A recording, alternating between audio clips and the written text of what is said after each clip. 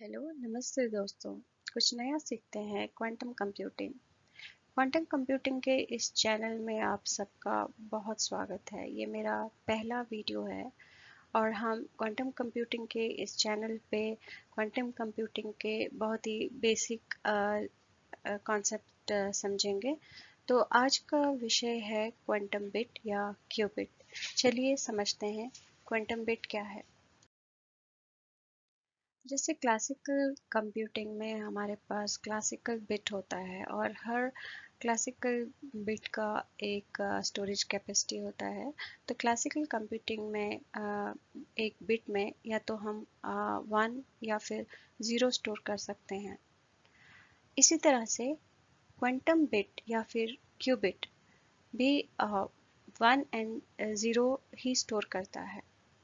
लेकिन यहाँ पे दोनों में अंतर है। क्लासिकल बिट में एक समय पे एक ही या तो 1 या तो 0 स्टोर कर सकता है।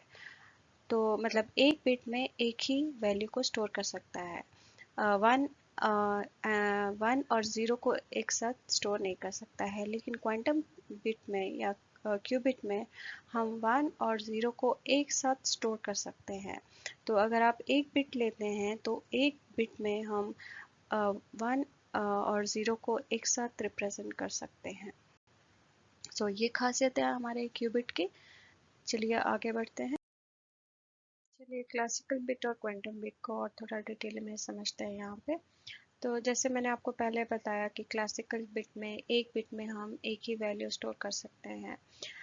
यहाँ पे आप देखें मैंने यहाँ दो बिट्स लिए हैं, बिट 1 और बिट 2। बिट 1 में एक वैल्यू मैं स्टोर कर रही हूँ, मान लीजिए ये 0 स्टोर कर रही हूँ और बिट 2 में 1 स्टोर कर रही हूँ। तो यहाँ पे दो बिट्स चाहिए मुझे 1 और 0 को स्टोर करने के लिए।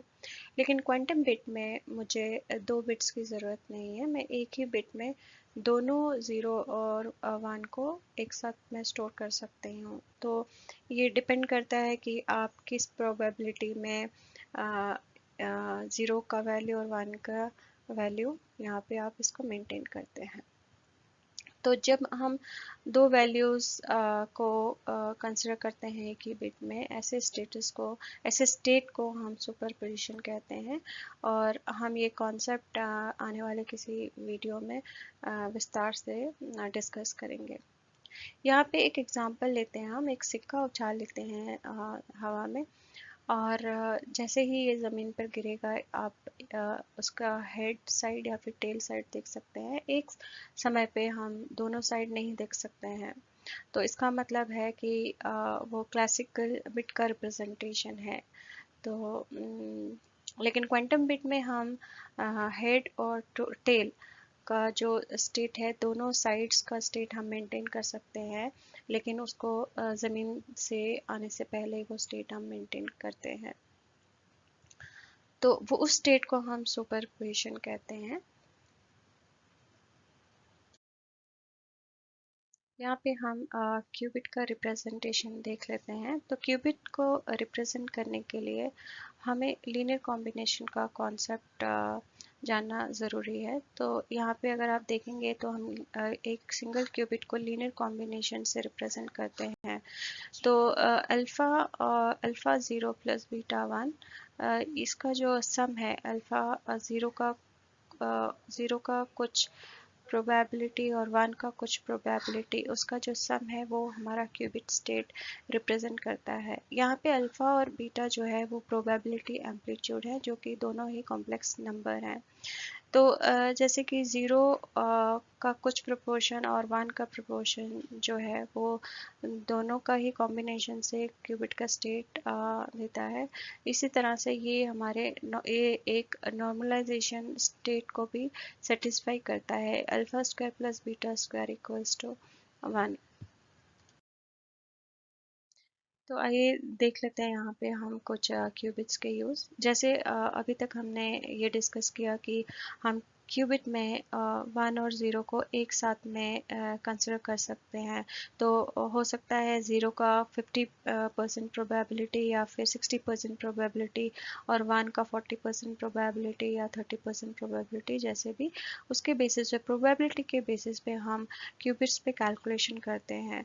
तो जिस तरह से एक बिट में हम 2 वैल्यूज़ कंसिडर कर रहे हैं, वैसे अगर हम 2 क्यूबिट लेंगे तो 4 वैल्यूज़ कंसिडर करेंगे, इस तरह से 3 बिट लेते हैं तो 8। इस तरह से डेटा एक्सपोनेंशियली इंक्रीज होता है और क्वांटम कंप्यूटिंग का जो प्रोसेस करने का जो पोटेंशियल है वो भी बढ़ जाता है अगर आप क्लासिकल कंप्यूटर के साथ इसको कंपेयर करते हैं। तो क्यूबिट्स का जो यूज़ है वो हम सेंसस के फील्ड में भी करते हैं, जहाँ पे डेटा जो है वो इनक्रिप्टेड फॉर्म में स्टोर होता है। नेटवर्क कम्युनिकेशंस और मैसेज डिलीवरी बहुत फास्ट होते हैं इस फील्ड में, और पैरेलल प्रोसेसिंग भी हम कर सकते हैं क्यूबिट्स को लेके।